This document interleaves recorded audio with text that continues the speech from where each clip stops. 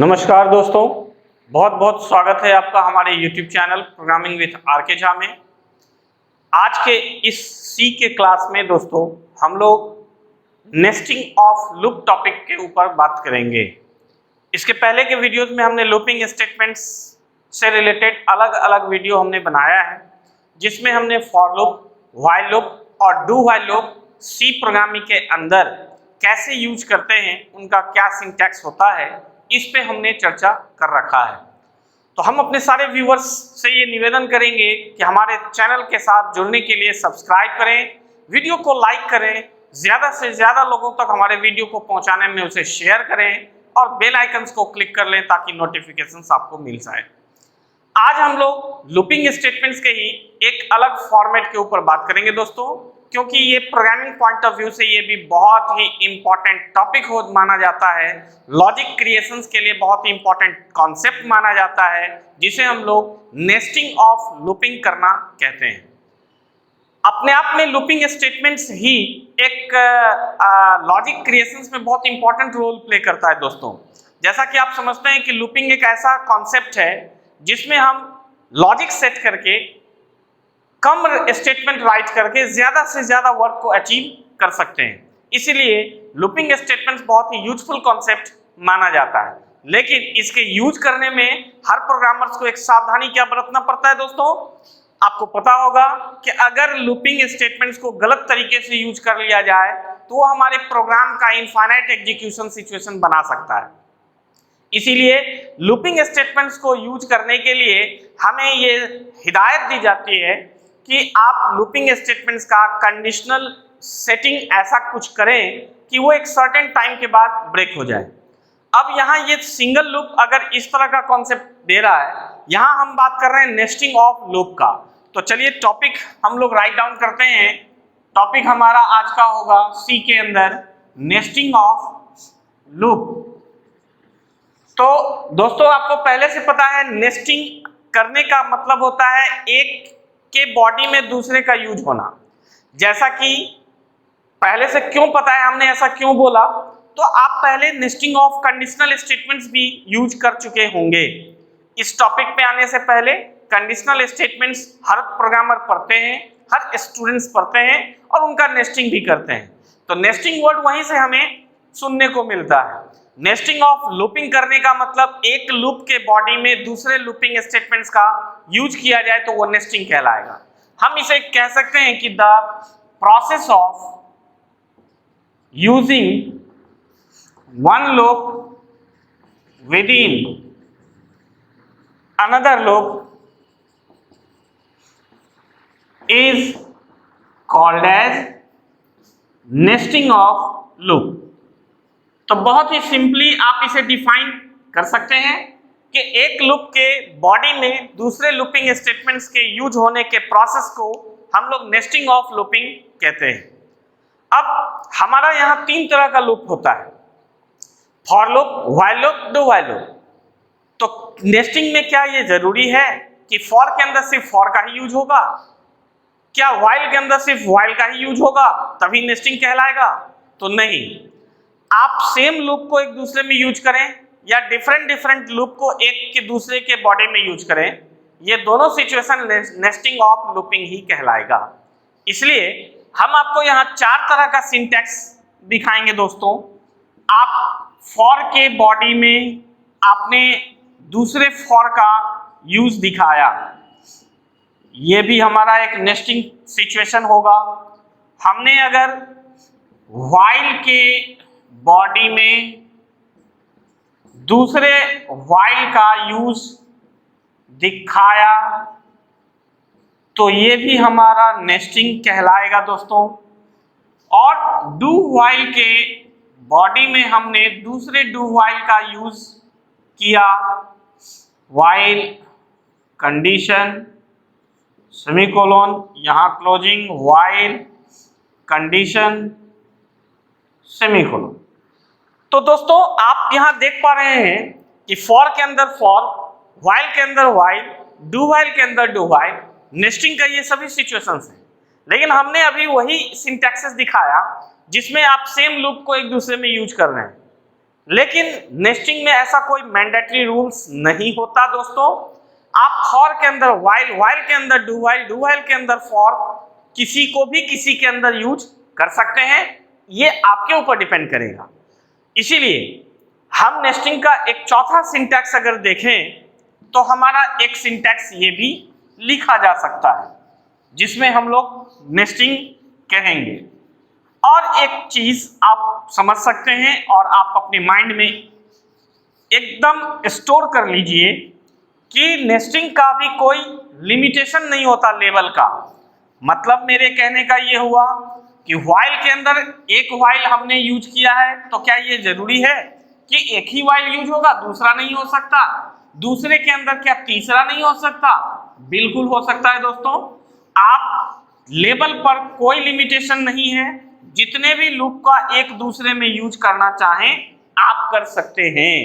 इसलिए मेरा ये कहना हुआ कि नेस्टिंग का कोई लेवल नहीं होता, जितने भी लूप को एक दूसरे के अंदर यूज करने हैं आप कर सकते हैं। ठीक है, तो हम एक चौथा सिंटैक्स हम आपको ये दिखाएंगे कि फॉर के अंदर हमने व्हाइल का यूज दिखा दिया, व्हाइल के अंदर हमने डू व्हाइल का जरूरत पड़ा हमें तो कर लिया हमने। तो इसमें आप देख पा रहे हैं कि फॉर के अंदर व्हाइल, व्हाइल के अंदर डू व्हाइल, तीनों एक दूसरे के अंदर यूज हो रहा है, मतलब ये भी हमारा नेस्टिंग सिचुएशन ही कहलाएगा। इसलिए नेस्टिंग में हम किसी भी लूप को एक दूसरे के अंदर यूज कर सकते हैं। अब सबसे इंपॉर्टेंट कॉन्सेप्ट नेस्टिंग में जो समझना होता है वो ये कि नेस्टिंग के केस में प्रोग्राम का एग्जीक्यूशन कैसे होता है, लूपिंग का एग्जीक्यूशन कंपाइलर कैसे कराता है। सबसे इंपॉर्टेंट जो कॉन्सेप्ट है दोस्तों नेस्टिंग ऑफ लूप में वो यही बात समझना होता है। तो आइए हम कोशिश करते हैं आपको नेस्टिंग के एग्जीक्यूशन को बताने का, समझाने का, और उम्मीद है कि हमारे इस प्रयास से आप नेस्टिंग ऑफ लूपिंग स्टेटमेंट्स को समझ पाएंगे। सबसे इंपॉर्टेंट आप हमारे एक स्टेटमेंट को याद रखें कि in case of nesting the inner loop will execute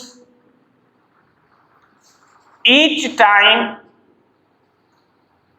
from start to end for each repetition of outer loop। ठीक है दोस्तों, हमने आपके लिए एक स्टेटमेंट लिखा है कि in case of nesting the inner loop will execute each time from start to end for each repetition of outer loop। सबसे इंपॉर्टेंट बात नेस्टिंग में यही है कि आउटर लूप जितनी बार रिपीट होगा, आउटर लूप के हर रिपीटेशन के लिए इनर लूप का एग्जीक्यूशन हर बार शुरू से अंत तक होगा। क्योंकि लूपिंग का एक कॉन्सेप्ट है कि लूप के बॉडी में पॉइंटर आता तब है जब उसका कंडीशन ट्रू मिलता है, और बाहर तब निकलता है जब उसका कंडीशन फॉल्स मिलता है। यही कॉन्सेप्ट, यही सिद्धांत लूपिंग में हर हमेशा काम करेगा, चाहे वो सिंगल यूज हो या नेस्टिंग में यूज हो।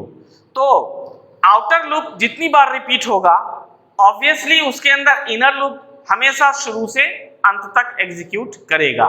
जब तक आउटर लूप चलता रहेगा, इनर लूप उसके अंदर में जो लूप है वो हमेशा शुरू से अंत तक रिपीट होगा। ओके, तो हम इस बात को अब एग्जाम्पल से समझने का काम करेंगे दोस्तों। हम आपको एक एग्जाम्पल दिखाएंगे और उम्मीद है कि आपको इस एग्जाम्पल से इस स्टेटमेंट को समझने में बहुत मदद मिलेगा। जैसे कि एग्जाम्पल हमने लिखा for a equal to 1 less than equal to 3a plus plus. हमने यहाँ a को प्रिंट करवा दिया a equal to %d a। इसके अंदर हमने एक फॉर लूप और लगा दिया b equal to 1, b less than equal to 2 और b प्लस प्लस। इसके अंदर फिर b को हमने डिस्प्ले करवाया और अब मैं चाहूंगा दोस्तों कि आप इस स्टेटमेंट्स का आउटपुट को इमेजिन करें, सोचें और आप खुद से इसका आउटपुट बताएं। अगर आप स्टेटमेंट्स के एग्जीक्यूशन को ड्राई रन करके आप आउटपुट तक पहुंच जाते हैं तो दोस्तों आपका प्रोग्रामिंग स्ट्रांग माना जाएगा। यानी आप खुद जजमेंट ले सकते हैं कि आपका प्रोग्राम क्या काम करेगा। आपको अपने प्रोग्राम के लॉजिक को, स्टेटमेंट को सोचने के लिए, चेक करने के लिए आपको कंप्यूटर की आवश्यकता नहीं होगी। इसीलिए बहुत ही जरूरी है एक प्रोग्रामर, अच्छे प्रोग्रामर बनने के लिए कि आप जो स्टेटमेंट्स राइट करते हैं उसके एग्जीक्यूशन और आउटपुट को आप सोचें। जैसे अगर हमने ये कोड लिख दिया है तो हमारा ये आउटपुट क्या जनरेट करेगा। सबसे पहले आप यहाँ आउटर लूप के पास आएंगे, a=1। इनिशियलाइजेशन के बाद फॉर लूप के एक कॉन्सेप्ट के हिसाब से ये जाएगा इसके कंडीशनल पार्ट पे। क्या a<=3 है? बिल्कुल है। कंडीशन ट्रू होने पर बॉडी के अंदर पॉइंटर आ गया, फर्स्ट टाइम यहाँ नहीं जाता है, जैसा कि फॉर लूप हमें ये बात बताता है। हमारा ये लाइन एग्जीक्यूट किया तो a=1 डिस्प्ले हो गया, ओके। और इसके बाद फिर फॉर लूप मिला, यानी फिर इनर लूप मिला। तो इनर ये भी फॉर लूप है, ये भी अपना जो डिफॉल्ट इसका कॉन्सेप्ट है उसके अकॉर्डिंग काम करेगा। तो b=1, इसका भी इनिशियलाइजेशन हुआ, ये भी कंडीशनल पार्ट पे सेंड किया। b=1 लेकर कंडीशन चेक किया, ऑब्वियसली ट्रू। फिर इसके अंदर आया तो b=1 प्रिंट हो गया। अब इसके अंदर जब आ गया दोस्तों तो ये अब तब तक चलता रहेगा जब तक इसका कंडीशन खुद फॉल्स ना हो जाए। तो शुरुआत 1 से हुआ, लेकिन चलने के लिए इसमें हमने कंडीशन <2 डाल रखा है। तो इसका ये क्लोजिंग पॉइंटर को इसके अपने इंक्रीमेंट डिक्रीमेंट पार्ट पे सेंड करेगा। b++ से इसका वैल्यू 2 हो गया। 2 लेकर के फिर कंडीशन चेक किया तो इसका कंडीशन अभी भी ट्रू है। तो ये पुनः वापस b लूप के अंदर आया और फिर b=2 डिस्प्ले कर दिया। फिर ये इंक्रीमेंट डिक्रीमेंट पार्ट पे गया तो b का वैल्यू हो गया 3 होने पर इसका कंडीशन फॉल्स हो गया। अब पॉइंटर इस लूप से बाहर निकलेगा और बाहर निकल के इस क्लोजिंग पर आएगा। तो ये क्लोजिंग इस लूप का होने के कारण ये पॉइंटर को अपने लूप के इंक्रीमेंट डिक्रीमेंट पार्ट पे भेजेगा, जैसा कि आप देख पा रहे हैं। तो अभी a का वैल्यू 1 के साथ ये आउटपुट आया। अब जब ये ऊपर गया तो a का वैल्यू हो गया 2 लेकर इसका कंडीशन चेक किया तो फिर से ये ट्रू मिला तो फिर ये पूरा एग्जीक्यूशन रिपीट हो रहा है। a का वैल्यू अब यहाँ हमें 2 मिलेगा, ओके। 2 मिलने पर फिर चूंकि बाहर से फिर से इसके पास आ रहा है, फिर इसका शुरू से एग्जीक्यूशन होगा तो b बराबर फिर से 1 हो गया। 1 लेकर के कंडीशन चेक किया तो फिर से ये b बराबर 1 और b बराबर 2 तक चलेगा दोस्तों। फिर ये फॉल्स होगा, फिर यहाँ आएगा, फिर ये a++ के पास गया, a का वैल्यू हो गया 3 पर ये अभी भी कंडीशन ट्रू है। फिर ये पूरा प्रोसेस रिपीट, यानी a बराबर 3 तो फिर से b बराबर 1 और b बराबर 2 और फिर ये फॉल्स। फिर वापस जब a के पास गया तो a का वैल्यू हो गया 4 पर इस टाइम इसका भी कंडीशन फॉल्स हो गया, इसीलिए अब ये रिपीट नहीं हो रहा है। अब आप देखिए कि आउटर लूप चला 3 बार, a बराबर 1, a बराबर 2, a बराबर 3। तो आउटर लूप जितनी बार रिपीट हो रहा है, इनर लूप शुरू से अंत तक हर बार हो रहा है। तो हमने जो स्टेटमेंट दिया था उसका प्रमाण हमें यहाँ दिख गया। तो इसलिए हम ये कहेंगे कि नेस्टिंग ऑफ लूप का लॉजिक जब हम लोग को जरूरत पड़े, हमने सेट करना हो तो हमें ये सोचना होगा कि हमने स्टेटमेंट कैसे लिखा है तो कंप्यूटर इसका रिजल्ट क्या प्रोड्यूस करेगा।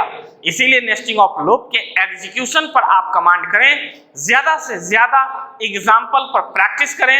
इसके लिए हमारे आज के क्लास के अकॉर्डिंग जो नोट्स तैयार होगा नेस्टिंग ऑफ लूपिंग का, उसमें हम आपको ढेर सारा एग्जाम्पल आउटपुट के साथ भेजेंगे और नेस्टिंग ऑफ लूप के ऊपर बहुत सारे प्रोग्राम भी सॉल्यूशन के साथ हम आपके साथ शेयर करेंगे।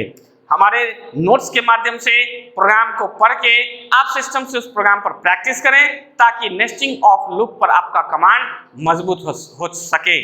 उम्मीद है दोस्तों कि आज नेस्टिंग ऑफ लूप का कॉन्सेप्ट आपका क्लियर हो पाया होगा और प्रैक्टिस करके आप इस पे और मजबूती ला पाएंगे।